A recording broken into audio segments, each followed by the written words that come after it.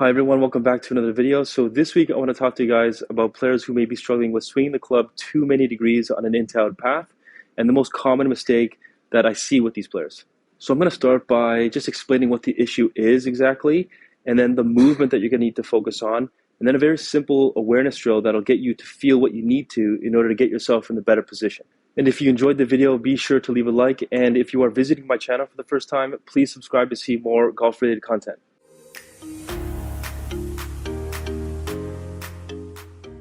So if you do feel like you are someone that does swing the club too many degrees on an in-to-out path, then some common ball flight issues that you might be noticing would be like a push to the right, if you're a right-handed player, or an overdraw or hook, and even low point issues where you'd strike the ground first before the golf ball.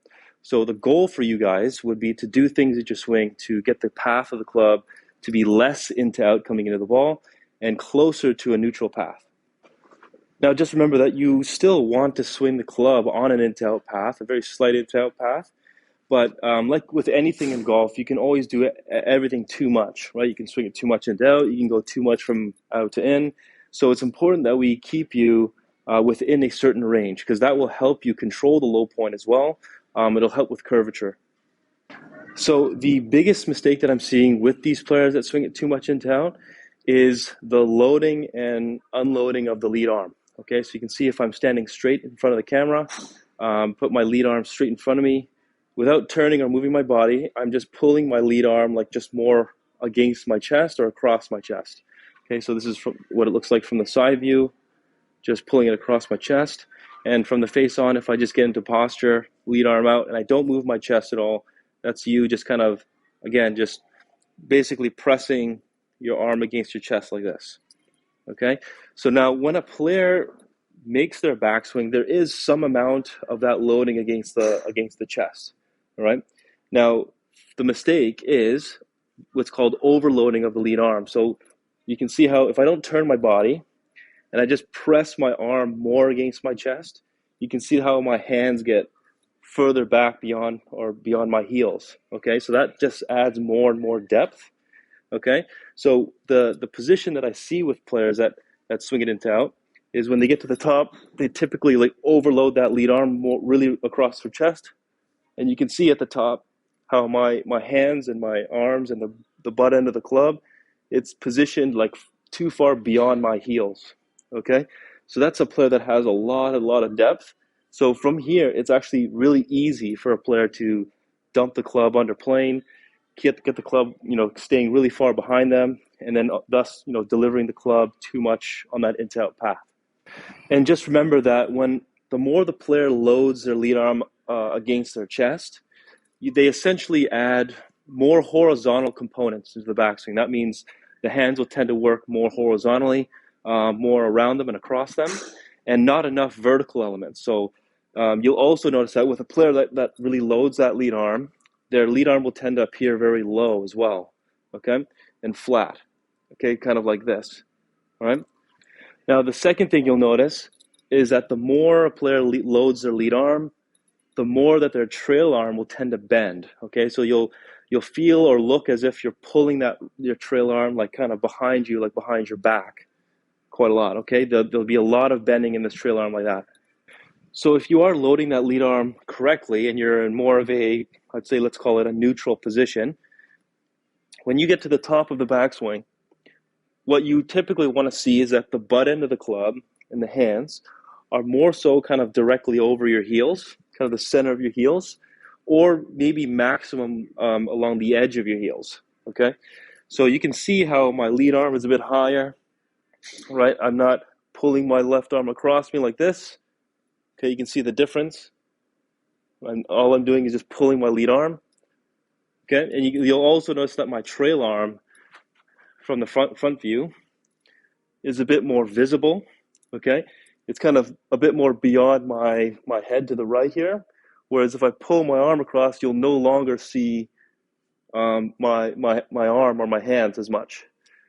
So the visual cues that you want to look for at the top to know if you're loading your arm enough is, again, that butt end, typically over the ankles or over the heels, the edge of the heels at most, okay?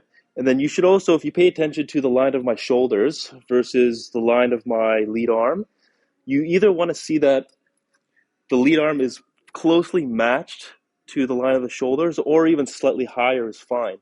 But again, for players that overload the arm, you'll see that visually the lead arm appears much lower and flatter, and typically lower relative to the shoulder line.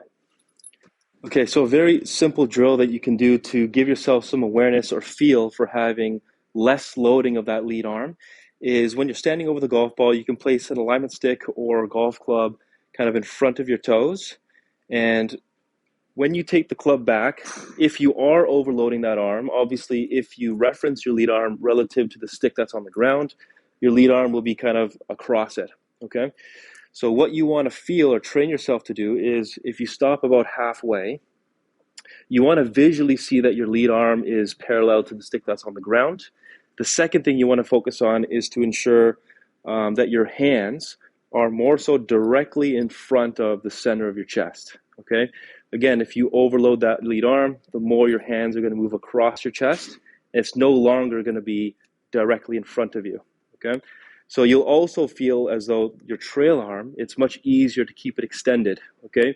So I did mention before that the more you load that lead arm, the more your trail arm will tend to bend and kind of pull behind you.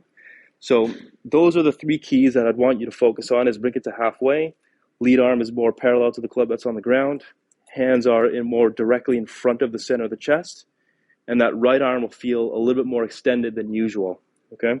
So if you did have too much loading of that lead arm and had too much depth at the top of the backswing, and you try to feel out the position that I just explained with that alignment stick on the ground, then in reality, when you go to hit the golf ball and you feel that, you'll probably end up closer to the correct position or the correct amount of loading of that lead arm.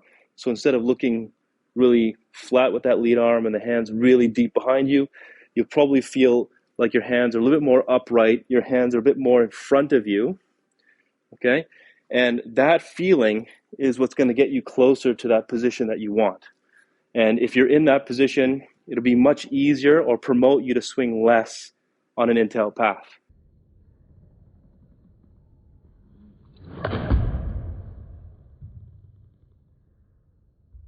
All right, thank you guys so much for watching. Now, if you have any questions about anything that I talked about, you can leave a comment down below. And be sure to follow me on my Instagram at Jonathan K. Moss if you want to inquire about my online lessons. I will leave a link to my website in the description box below as well. And if you're not in a rush, I would encourage you guys to watch this video next. And this is a video I made last week about upper body extension. And this could be something that could also be a contributing factor if you are struggling with club path.